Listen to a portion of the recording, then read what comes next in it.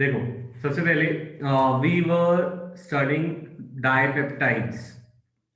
ठीक है, तो पेप्टाइड बॉन्ड बनता है दो अमीनो एसिड के बीच में जब वाटर रिलीज हो जाता है। एक अमीन ग्रुप एक अमीनो एसिड का और एक एसिड ग्रुप दूसरे अमीनो एसिड का। व्हेन दे लूज वाटर, जब वो वाटर को लूज कर देते हैं, H और OH इधर से, so they form a bond and this bond is called peptide bond, but this is actually an amide linkage. तो ये कैसा है? Chemically it is amide linkage.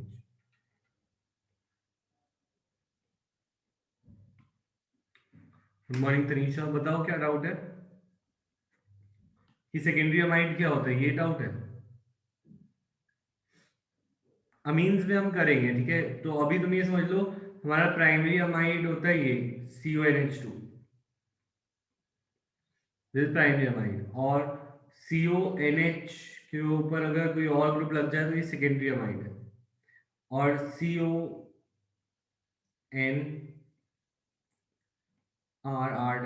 This is tertiary amide. ये डिफरेंस बना लो, ये प्राइमरी अमाइड होता है, ये सेकेंडरी और ये टर्शरी। ठीक है, ऑलराइट। नाउ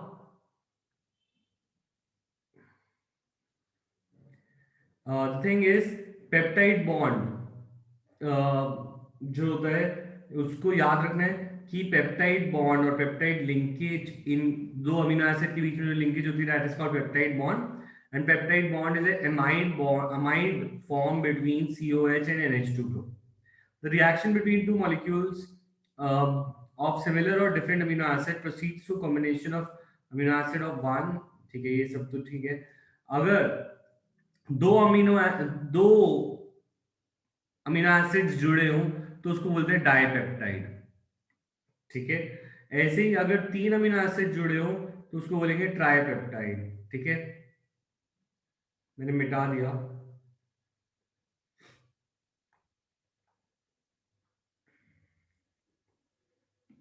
देखो, टर्जियमाइड ये होता है CON, दो कार्बन ग्रुप, ये है टर्जियमाइड बन गई। क्लियर?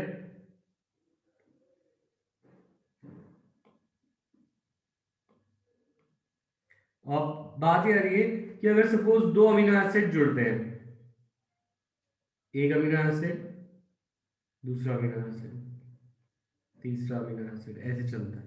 अगर तीन अमीनो एसिड जुड़ते हैं तो ये कहलाएगा ट्राइपेप्टाइड। दो अमीनो एसिड जुड़ते हैं तो ये कहलाएगा डाइपेप्टाइड।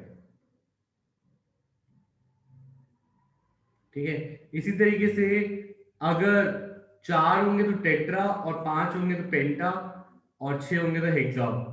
ठीक है, जब 10 से ज्यादा होते हैं तो हम उसको बोलते हैं पॉलीपेप्टाइड। ठीक है, एक ग्लाइसिन और एक एलेनाइन से बनता है, ग्लाइसिल एलेनाइन।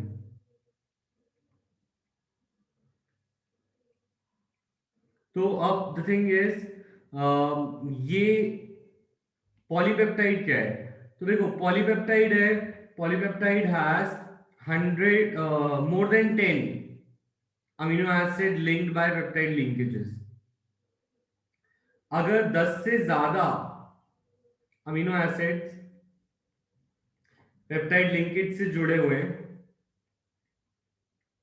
तो ऐसा जो मॉलिक्यूल होता है उसको हम बोलते हैं पॉलीपेप्टाइड।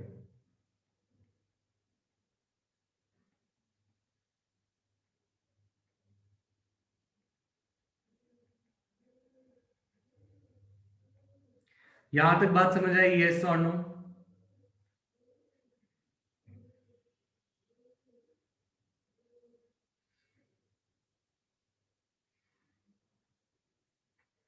अब बात आती है प्रोटीन क्या होता है, व्हाट इज अ प्रोटीन। तो प्रोटीन अभी भी नहीं बना। Protein is not a polypeptide. हमें पता है प्रोटीन की जो छोटी यूनिट होती है वो अमीनो एसिड्स होते हैं, बट एक्चुअली प्रोटीन की एक स्पेसिफिक डेफिनेशन है, और इस डेफिनेशन में अगर वो चीजें फिट होती है तो वो प्रोटीन कहलाती है, नहीं तो वो नहीं कहलाती। और डेफिनेशन क्या है, इधर देखिए। A polypeptide A polypeptide with more than 100 amino acid having molecular mass higher than 10,000 U is called a protein. However, distinction between polypeptide or protein is not very sharp. Polypeptide with fewer amino acids are likely to be called proteins if they have well-defined conformation of a protein, such as insulin contains 51 amino acid. मतलब ये है कि जो polypeptide है, सारे polypeptide protein नहीं कहलाते, ठीक है। तो polypeptides can be many but only a few of them are called proteins. मतलब सारे पॉलीपेप्टाइड प्रोटीन नहीं होते, ठीक है। कुछ बट सारे प्रोटीन्स पॉलीपेप्टाइड्स होते हैं। ये बात क्लियर है? यस और नो? अब बात यह है प्रोटीन की डेफिनेशन क्या है, कौन से प्रोटीन कहलाएंगे और कौन से प्रोटीन नहीं कहलाएंगे। तो थिंग इज, प्रोटीन की डेफिनेशन ये है कि protein it is a polypeptide having more than 100 amino acid. It is a polypeptide having more than 100 amino acids.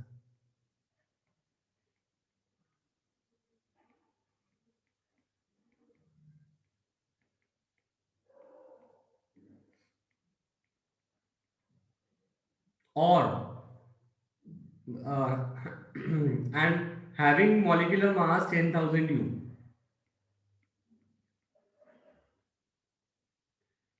जो molecular mass है, it should be higher than 10,000 U. ठीक है। तो protein एक ऐसा पॉलीपेप्टाइड है जिसमें 100 से ज्यादा अमीनो एसिड हो, या और उनका मास 10,000 U से ज्यादा हो। मॉलिक्यूलर मास जो है 10,000 U से ज्यादा हो। तो ये डेफिनेशन समझ आई? यस और नो?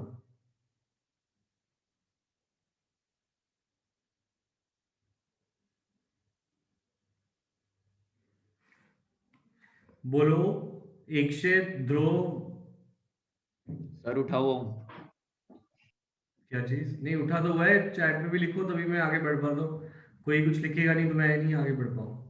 हाँ, यू जो होती है यूनिफाइड एटॉमिक मास कहलाता है। कश्वी, जो एटॉमिक मास की यूनिट होती है वो यू होती है ना, मॉलिक्यूलर मास की यूनिट यू होती है। फॉर एग्जांपल अगर हम बोलते हैं कार्बन का मास, एक एटम का मास कितना है, वो 12 यू बोलते हैं ना। हाइड्रोजन का एक एटम का मास कितना है, एटॉमिक मास की यूनिट यू होती है, तो 1 यू, ठीक है। तो वो वही यूनिट है। तो जो यू यूनिट है that is unified atomic mass, जिसको हम एटॉमिक मास या मॉलिक्यूलर मास के लिए यूज करते हैं, ठीक है। तो पर वो क्या कह रहा है, प्रोटीन और पॉलीपेप्टाइड की डेफिनेशन में डिफरेंस ज्यादा नहीं है, शार्प नहीं है। कभी कभी पॉलीपेप्टाइड को प्रोटीन, प्रोटीन को पॉलीपेप्टाइड बोल दिया जाता है। तो एक और कैच है यहाँ पे इसकी डेफिनेशन में कि एक polypeptide can have less than 100 amino acids also, ठीक है। और it is a polypeptide having fewer amino acid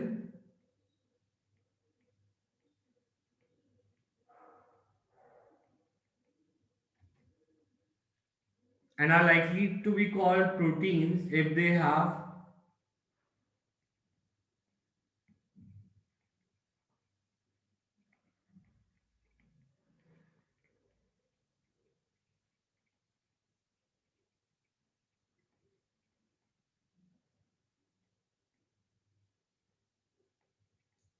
well defined conformation.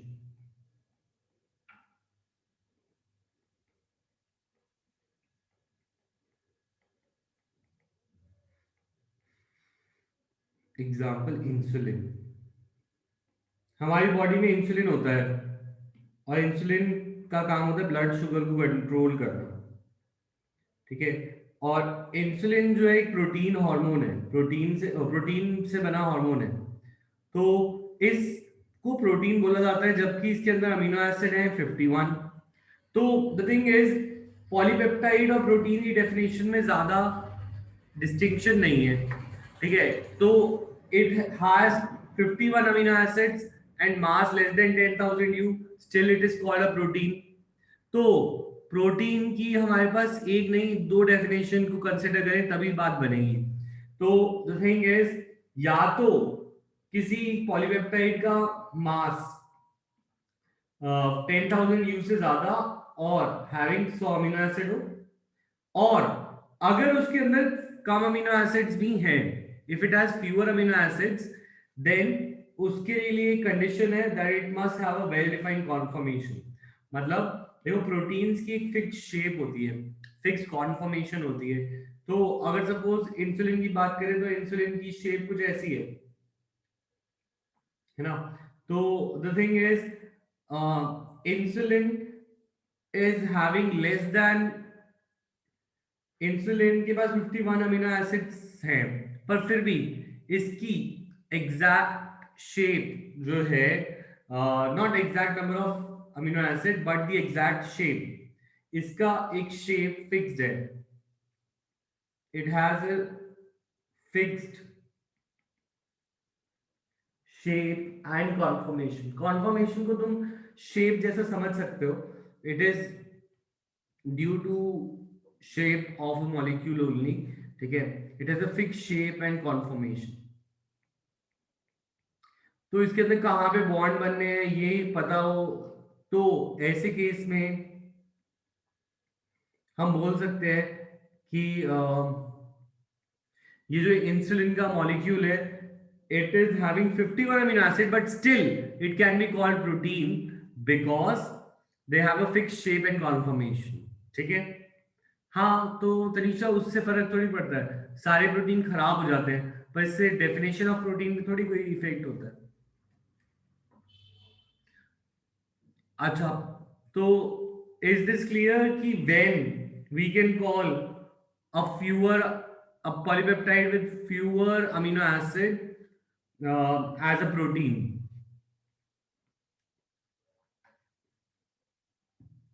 हाँ, all proteins have a fixed shape, yes. So their shape gets denatured on at high temperature. ये figure की जरूरत नहीं है, this figure is not important. ठीक है. तो the thing is, अगर कोई प्रोटीन, किसी को प्रोटीन बोलना है, तो प्रोटीन बोलने के लिए बात यह है कि या तो उसके पास 100 अमीनो एसिड या 10,000 यू हो, या फिर उस प्रोटीन, उसकी पॉलीपेप्टाइड चेन की एक फिक्स शेप हो. We know this has a fix shape, चाहे इसमें कम अमीनो एसिड भी है, चाहे इसमें 51 अमीनो एसिड है, पर इसकी शेप फिक्स्ड है, तो that is why this will be called a protein. ठीक है. तो दो कंडीशंस हैं, ये दोनों समझ लो. एक तो ऊपर वाली जो समझ आ गई, नीचे वाली में अगर कम अमीनो एसिड भी है तो अगर उसकी शेप फिक्स है, कॉन्फॉर्मेशन फिक्स है, तो भी वो प्रोटीन कहला सकता है. अगर उसकी फिक्स शेप कॉन्फॉर्मेशन नहीं है, दैट मींस वो कभी ऐसे मिलता है, कभी ऐसे मिलता है, कभी ऐसे मिलता है, तो it has no fixed shape, तो उसको हम प्रोटीन नहीं कंसिडर कर सकते. ठीक है. नाउ क्लियर एवरीवन, यस और नो?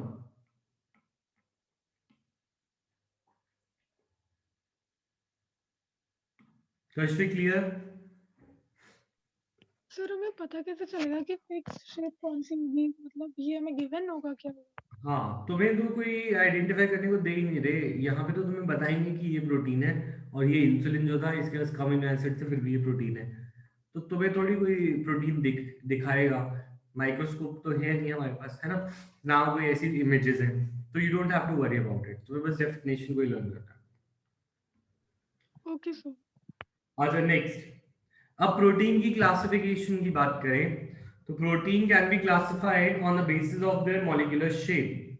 प्रोटीन को उनकी शेप के बेसिस पे भी क्लासिफाई किया जा सकता है, and this classification is important. और ये क्या है इसे देखते हैं.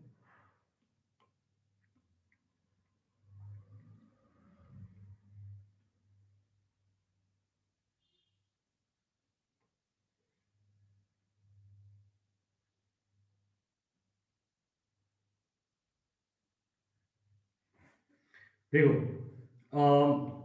When polypeptide chains run parallel and are held together by hydrogen and disulfide bond, then fiber-like structure is formed. Such proteins are insoluble in water. Example, keratin protein and myosin. अगर polypeptide की chains आपस में parallel चलें,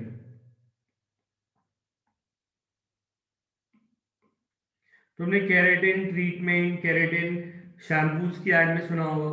तो keratin क्या है, इसमें क्या है, पॉलीपेप्टाइड चेन्स पैरेलल चलती है, पॉलीपेप्टाइड चेन रन पैरेलल। तो ये एक थ्रेड या फाइबर लाइक स्ट्रक्चर बना देता है। तो एक फाइबर लाइक स्ट्रक्चर बन जाता है, तो इसको हम बोलते हैं फाइब्रस प्रोटीन। हम इसे क्या बोलेंगे, we will call it a fibrous protein. जैसे हमारे बाल है, हमारे बाल जो है फाइब्रस प्रोटीन से बने। क्यों? क्योंकि वो स्ट्रेट है, एक फाइबर की तरह। तो our hair is made up of proteins and it what type of protein is it? It is fibrous protein because इसमें पॉलीपेप्टाइड चेन एक दूसरे के पैरेलल चलती है। ठीक है। उसके अलावा अगर तुम एक ऑमलेट का प्रोटीन देखो, हम बोलते हैं एग में बहुत प्रोटीन है, तो अगर तुम एक ऑमलेट का प्रोटीन देखो और तुमने देखा हो तो ऑमलेट में, you tell me, do you think कि वहां पे फाइब्रस प्रोटीन होता है? क्या वहां पे फाइबर्स दिखाई देते हैं? यस और नो? एग प्रोटीन जो है, नो, राइट? तो फाइबर तो नहीं दिखाई देते, तो it is globular, globular shape protein. ठीक है। ग्लोबुलर शेप में जो लिंकेजेस होती हैं बहुत सारी आपस में जुड़ी हुई होती हैं, तो इसके अंदर पॉलीपेप्टाइड कॉइल हो जाती है। मतलब क्या है, इसके अंदर जो चेन्स है पॉलीपेप्टाइड की, they are actually coiled around and gives a kind of like spherical shape.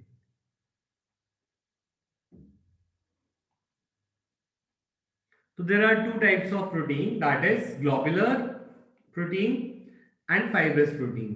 तो इन दोनों के बीच में डिफरेंस हो जाएगा फाइब्रस एंड ग्लोबुलर प्रोटीन में।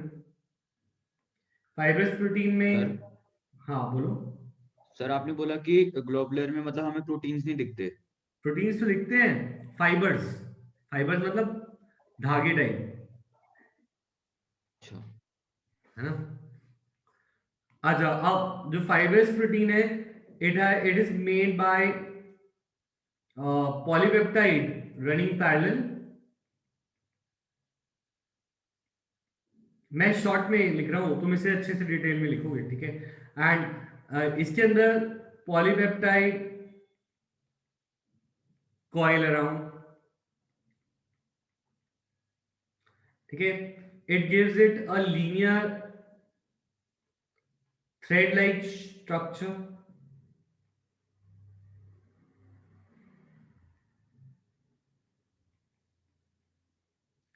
and it gives it a spherical structure। ठीक है। फाइब्रस प्रोटीन्स, अगर तुम अपने बाल को पानी में घुलना चाहो, क्या वो घुलेगा? नहीं। तो they are insoluble in water. On the other hand, अगर ऑमलेट में तुम पानी डाल दो तो वो पानी के साथ मिक्स हो जाएगा, राइट? तो it is soluble in water.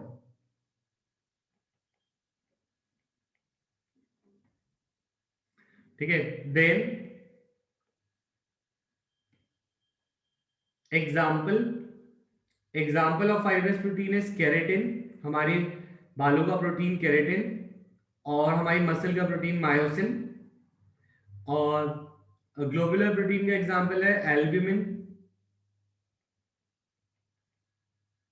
और ग्लोबुलिन्स। ठीक है। एल्ब्यूमिन, ग्लोबुलिन, ये हमारी ब्लड में भी होते हैं।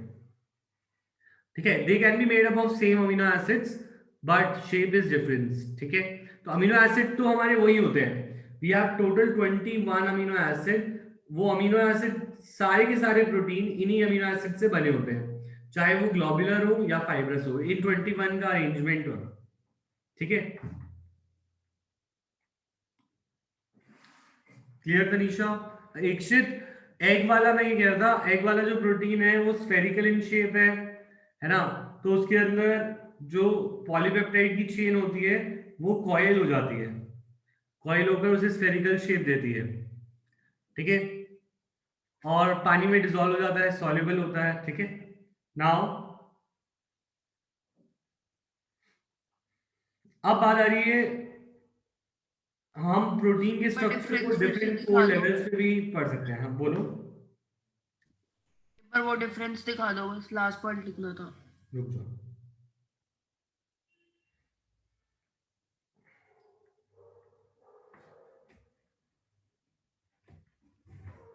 हो गया?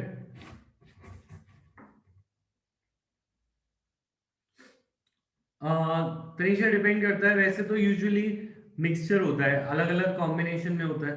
तुमने पढ़ा है ना बायो में, एडेनाइन, गुआनाइन, साइटोसाइन, थायमीन, तो उनके जेनेटिक कोड से अलग अलग अमीनो एसिड बनते थे, और वो amino acid sickle cell anaemia, haemophilia, उन सब में तुमने चेन देखी थी, वैलाइन, ल्यूसाइन, डन। सेराइन, तो ये वही सब तो है, वो प्रोटीन्स ही तो होते थे, तो बस उनको बायो से कनेक्ट करो तो तुम्हें क्लियर हो जाएगा ये, ठीक है। अच्छा नेक्स्ट, अब बात आ रही है कि हम डिफरेंट लेवल्स पे भी प्रोटीन को पढ़ सकते हैं, और वो प्रोटीन्स के डिफरेंट लेवल्स क्या है, प्राइमरी, सेकेंडरी, टर्शरी, क्वाटरनरी। तो what is this primary, secondary, tertiary, quaternary proteins? तो इसका एग्जांपल देखते हैं, ठीक है।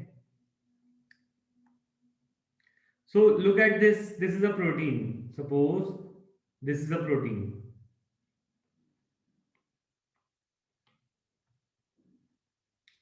ठीक है। अब ये जो प्रोटीन है, इसके अंदर दो अलग अलग पॉलीपेप्टाइड चेन यहाँ पे दिखा रखी है, एक दिखा रखी है ब्लू कलर की और एक दिखा रखी है येलो कलर की, ठीक है। तो ये दो polypeptide, protein is made up of two polypeptide chains, ठीक है। ऐसे एक प्रोटीन में 2, 3, 4 कितने भी पॉलीपेप्टाइड चेन हो सकती हैं, ठीक है। तो क्वाटरनरी स्ट्रक्चर में what do we see is,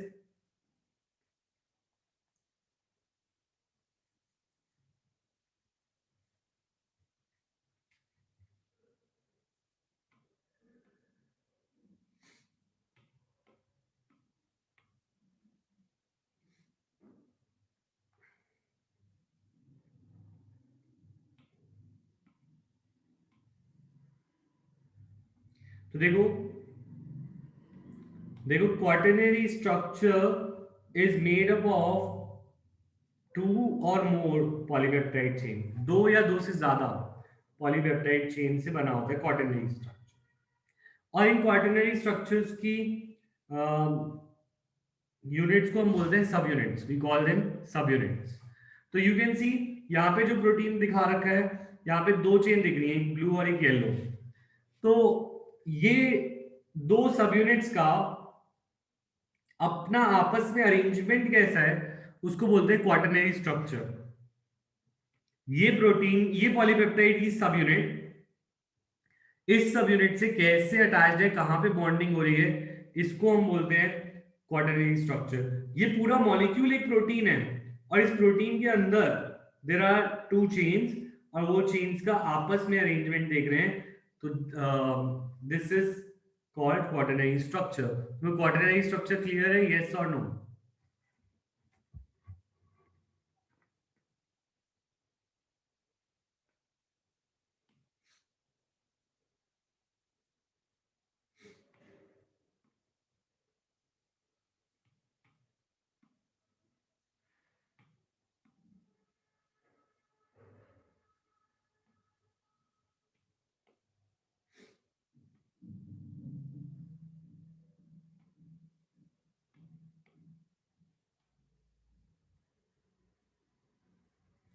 alright, then what do we do is, हम इसको थोड़ा सा जूम करते हैं, ठीक है। We zoom this structure, and zoom करने से हम एक पेप्टाइड चेन को देख रहे हैं, ठीक है। तो एक पेप्टाइड चेन के अंदर मैं देखने की कोशिश कर रहा हूं, तो ये मैं किसको देख रहा हूं, I am looking at tertiary structure. एक प्रोटीन की एक सब यूनिट को देख रहा हूं, ठीक है। एक प्रोटीन की एक सब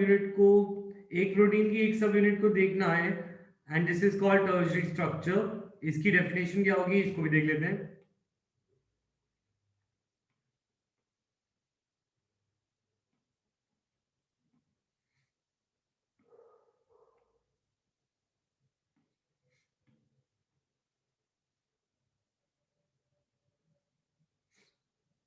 सो टर्शरी स्ट्रक्चर की डेफिनेशन क्या होगी, the tertiary structure of protein represents overall folding of a polypeptide chain.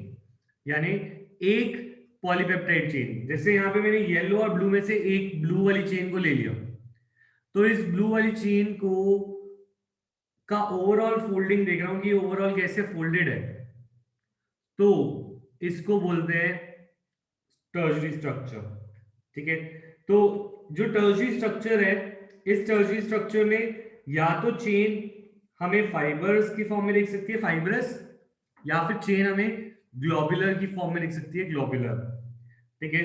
तो यहां पर कौन कौन से स्ट्रक्चर्स, कौन कौन से फोर्सेस ये हाइड्रोजन जो टर्शरी स्ट्रक्चर वो बनाता है, तो इनके बीच में, इस प्रोटीन के बीच में आपस में हाइड्रोजन बॉन्डिंग भी चल रही होगी, वॉन डेर वाल्स फोर्सेस भी चल रहे होंगे, डाइसल्फाइड लिंकेजेस भी चल रही होंगी, एक्सेट्रा। तो इनके बीच में जो फोर्सेस ऑफ अट्रैक्शन है, वो फोर्सेस कौन कौन से हैं, वॉन डेर वाल, ठीक है, और देयर इज डाइसल्फाइड लिंकेज, ठीक है, और देयर इज हाइड्रोजन बॉन्ड। तो मतलब क्या है, एक चेन, अब पहले हम दो चेन को देख रहे थे, अब हम एक चेन की फोल्डिंग देख रहे हैं। तो क्वाटरनरी और टर्शरी स्ट्रक्चर में डिफरेंस क्या है, क्वाटरनरी स्ट्रक्चर में हम दो चेन का आपस में अरेंजमेंट देख रहे थे, और जो टर्शरी स्ट्रक्चर है हम एक ही चेन के अंदर कौन से फोर्सेस है और उस चेन की क्या शेप है। अब तो मुझे बताओ, ये जो टर्शरी स्ट्रक्चर हमने यहाँ पे बना रखा है, does it appear like a fibrous और अ ग्लोबुलर स्ट्रक्चर, जल्दी बोलो।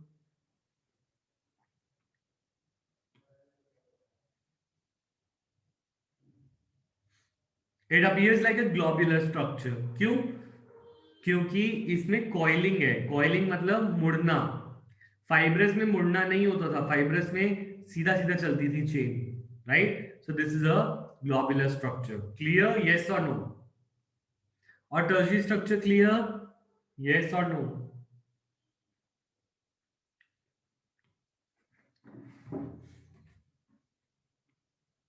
वो अभी मैं बताऊंगा ध्रुव क्या है। देन नेक्स्ट आते हैं हम सेकेंडरी स्ट्रक्चर पे, ठीक है।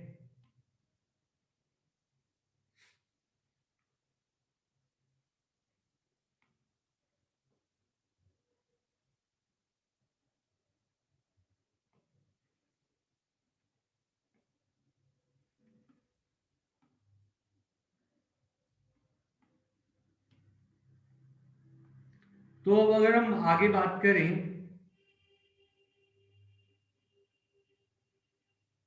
तो देखो अब हम देखना चाह रहे हैं,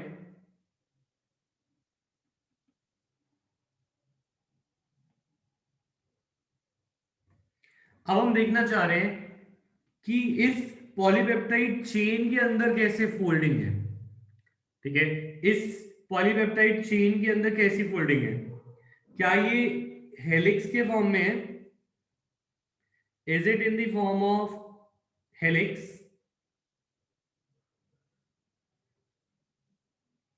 और is it in the form of plates?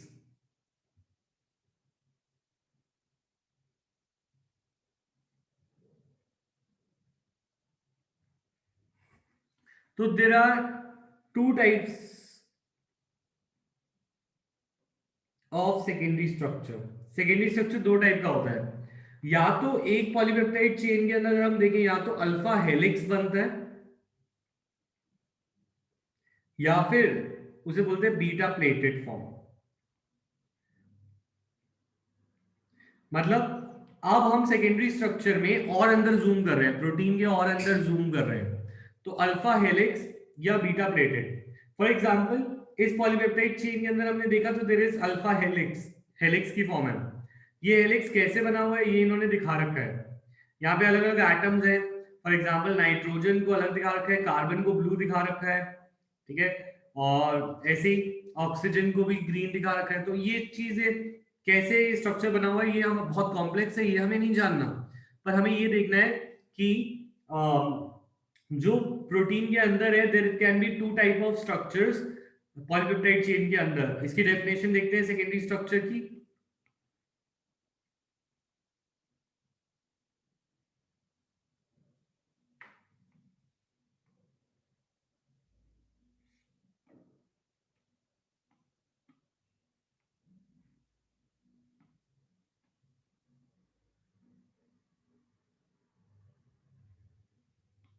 So secondary structure में देखते हैं, secondary structure refers to the shape in which a polypeptide chain can exist.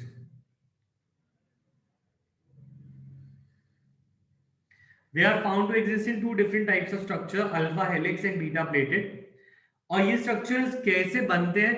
These structures are made by regular folding of the backbone, regular folding of the backbone of polypeptide chain due to hydrogen bonding between the CO and NH group.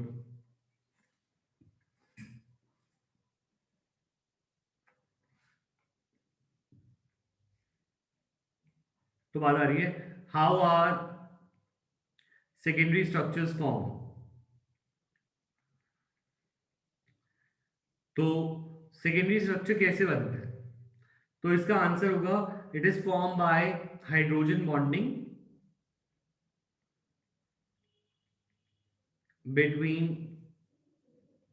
CO and NH, ठीक है। It इज ऑफ टू टाइप्स, alpha helix और beta pleated. तो alpha helix या beta pleated दोनों में हाइड्रोजन बॉन्ड्स होते हैं, वो हाइड्रोजन बॉन्ड से ये स्ट्रक्चर बनता है, ठीक है।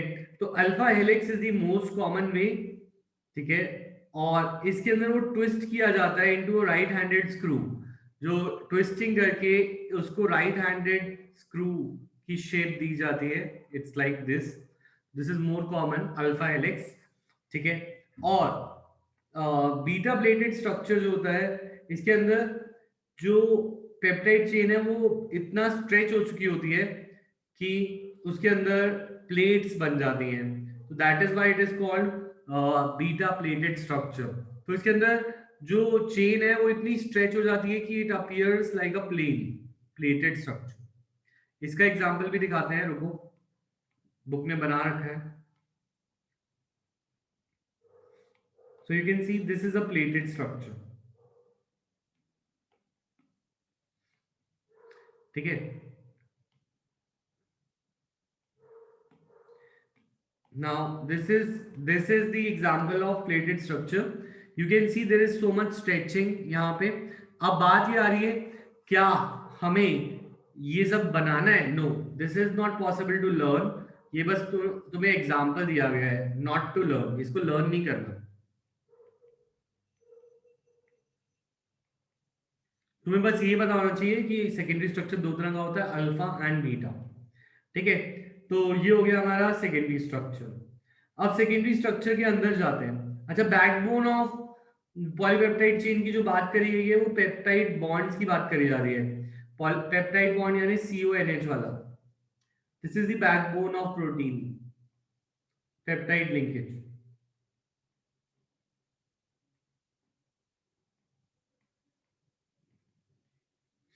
ठीक है। तो ये जो हमने देखा था CONH बॉन्ड, पेप्टाइड बॉन्ड, वही बैकबोन बनाता है। तो तुम मुझे बताओ, is the secondary structure clear? Folding मतलब तुम देखो बैकबोन यहाँ पे फोल्ड हो रही है, देखो ये बैकबोन है, ये फोल्ड हो रही है, ये फोल्ड हो रही है। इसी तरीके से हेलिक्स में भी फोल्ड हो रही है, ये जो स्ट्रक्चर है वो बनेगा तो एक्चुअली में अमीनो एसिड की बैकबोन से। देखो ना, बैकबोन का कुछ मतलब नहीं है, तुम बैकबोन को ना भी लिखो तब भी मार्क्स मिलेंगे। इट्स ओनली सेइंग कि जो अल्फा हेलिक्स, अच्छा देखो ये प्रोटीन है, प्रोटीन की चेन है, ये प्रोटीन है, पॉलीपेप्टाइड बॉन्ड है। तो तुम मुझे बताओ इससे तुम हेलिक्स कैसे बनाओगे? तुम इसको ट्विस्ट करोगे ना, तभी तो हेलिक्स बनेगा। ट्विस्ट करोगे या इसको स्ट्रेच करोगे तभी प्लेट्स बनेंगी। तो what it is saying is कि पॉलीपेप्टाइड चेन को ट्विस्ट और स्ट्रेच करके दो फॉर्म बनते हैं, बस ये कह रहे हैं। Is this clear now? We don't have to go in detail कि बैकबोन क्या है, ये क्या है। बैकबोन कुछ नहीं है, बैकबोन डीएनए की होती है। यहाँ पे इन्होंने बस एक पॉइंट डाल दिया। तो पॉलीपेप्टाइड की चेन को ट्विस्ट एंड टर्न करके वी गेट सेकेंडरी स्ट्रक्चर्स, ठीक है। अब बात आती है प्राइमरी स्ट्रक्चर पे, ठीक है। तो primary structure is actually what amino acid is it made up of?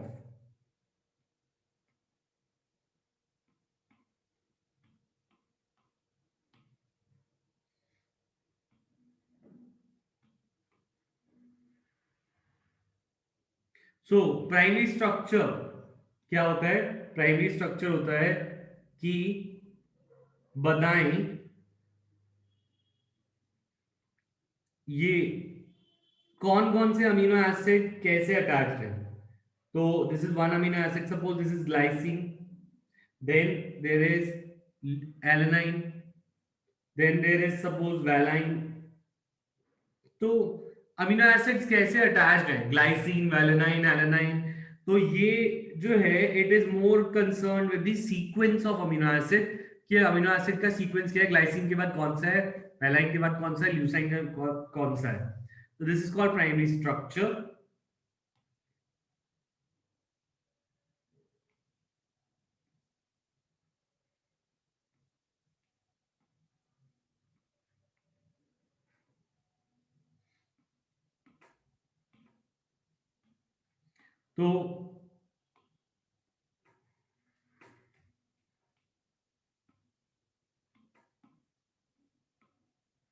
तो देखिए प्राइमरी स्ट्रक्चर क्या है।